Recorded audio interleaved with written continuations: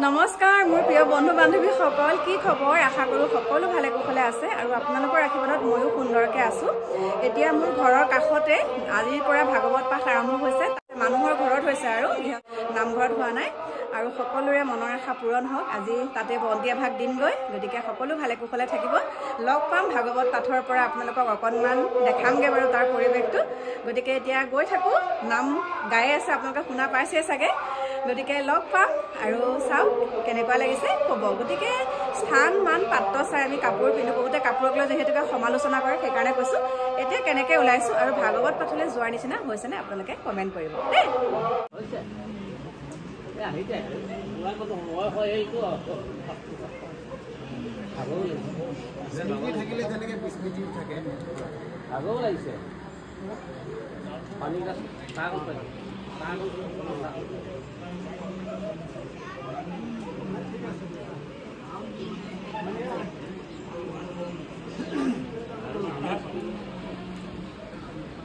বন্ধু বান্ধৱীসকল আহি পেলাই পাই গ'লে এতিয়া ভাগৱত স্থলী আৰু এতিয়া এয়া চাওক আজি যিহেতুকে প্ৰথম দিন এয়া প্ৰসাদ বিতৰণ কৰিলে এইফালে চাওক অকণমান আপোনালোকক দেখা দিছোঁ ঘূৰাই পকাই চাওক আৰু এইফালে আমাৰ প্ৰসাদ চাওক আমাৰ ঘৰৰ যিহেতুকে মই অকলে আহিছোঁ এয়া ঘৰমুৰি পাত বুলি কয় দেই এয়া চাওক এয়া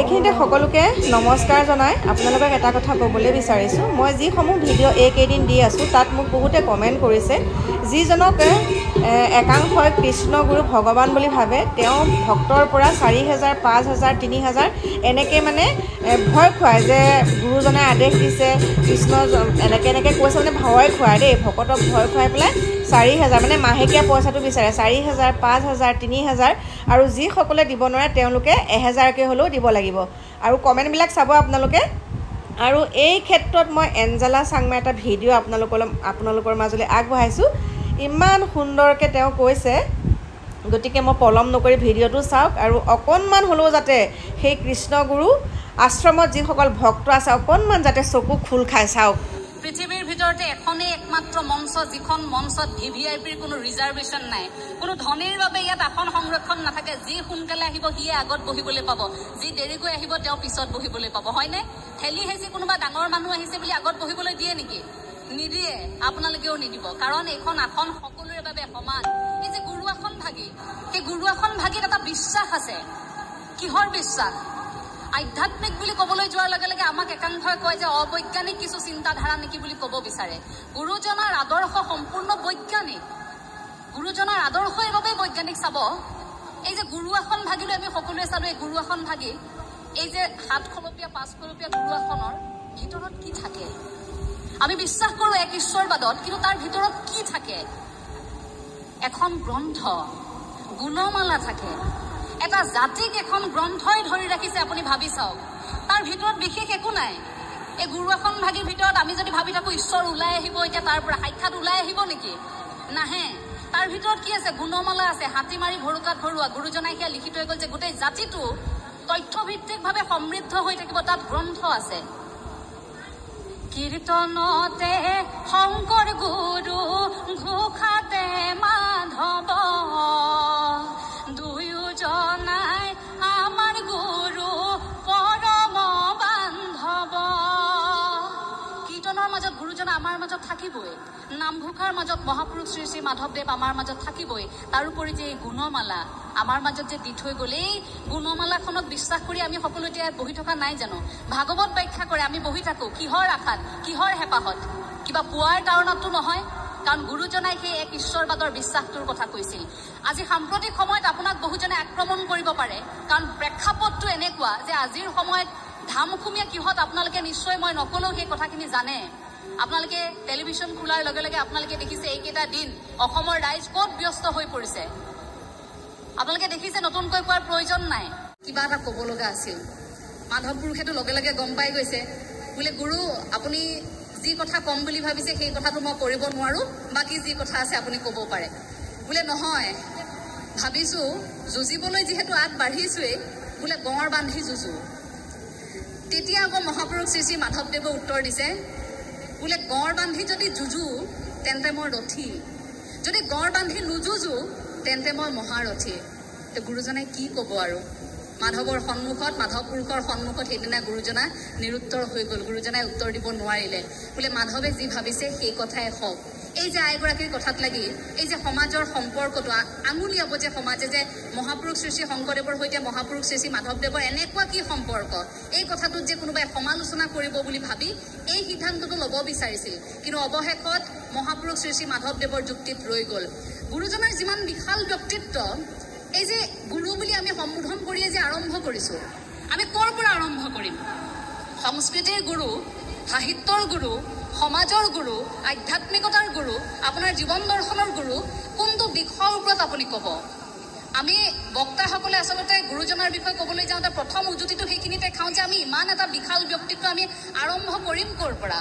যদি সংস্কৃতিৰ দিশৰ পৰা কওঁ, ইমান সুন্দৰকৈ নিৰ্দিষ্ট বক্তা বাবুৰাকীয়ে কৈ থৈ গ'ল যে এখন প্ৰথম মঞ্চৰ আৱিষ্কাৰক, প্ৰথম নাটৰ আৱিষ্কাৰক, নাট প্ৰথমে তেওঁ ৰচনা কৰিছিল।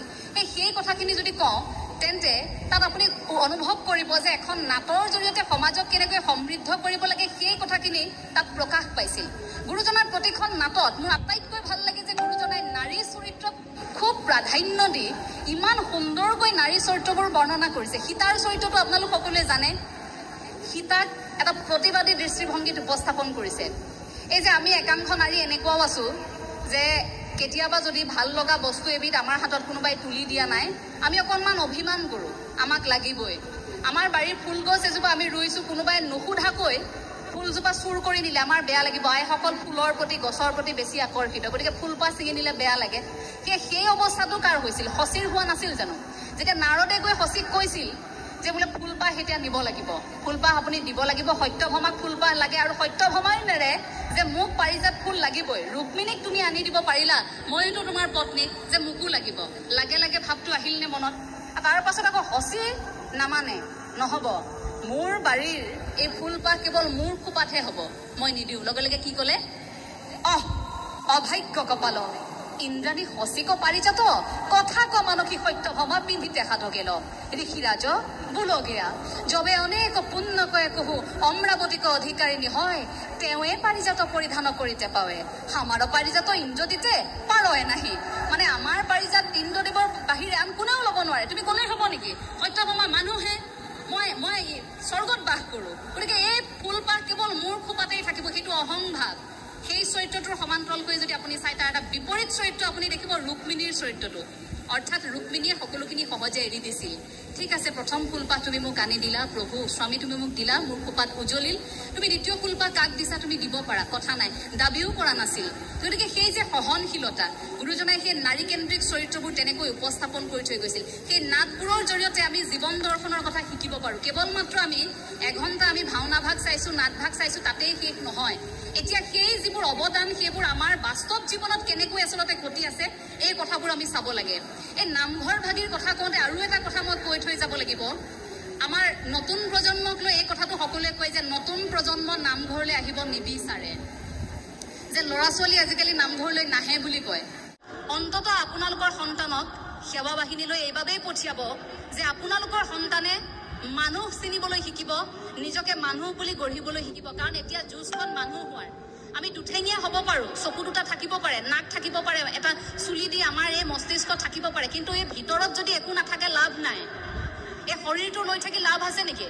যদি মোৰ মানৱ কৰ্মই মই নকৰোঁ, মই শিষ্টাচাৰেই যদি নাজানো, মই আজি খুব উচ্চ পদবীত আছোঁ কিন্তু মই মানুহক সন্মান কৰিবই নাজানো, মোৰ কিবা জীয়াই থাকি লাভ আছে নেকি? মানুহ হৈ কিবা লাভ আছে নেকি? মই আজি কোটি টকাৰ গৰাকী কিন্তু মই মানুহ নাই, মোৰ কাষত কোনো নাই, মোৰ লগত আত্মীয়, মোৰ পৰিয়ালৰ লোক কোনো নাই, মই অহংকাৰী। মই জীৱনটো জীয়াই থাকিব পাৰিমনে তেনেকৈ? নোৱাৰোঁ। মানুহ হ'ব লাগিব। আৰু সেই মানৱ ধৰ্ম শিকিবৰ বাবে অন্ততঃ আপোনালোকে সেৱা বাহিনীত আপোনালোকৰ সন্তানক পঠিয়াব। সেৱা বাহিনীৰ সেৱা কৰ্ম একদম সৰু সৰু, মই যদি সাধাৰণভাৱে বুজাওঁ, যিসকল ইয়াত সেৱা বাহিনীৰ প্ৰতি আগ্ৰহী সেৱক সেৱিকা আছে, এই যে আপোনালোকৰ আজি দায়িত্ব পৰিলে ধৰি লওক ভোজনালয়ত আপোনালোকে পাত পেলাব লাগে, সেইটো কিন্তু বেয়া কৰ্ম নহয় দেই। কাৰণ ভগৱান শ্ৰীকৃষ্ণই পাত পটোৱা পেলোৱা সেই দায়িত্বভাৰে লৈছিল। গতিকে সেই কৰ্মভাগ আজি আপোনাৰ ভাগত পৰিলে, সেৱা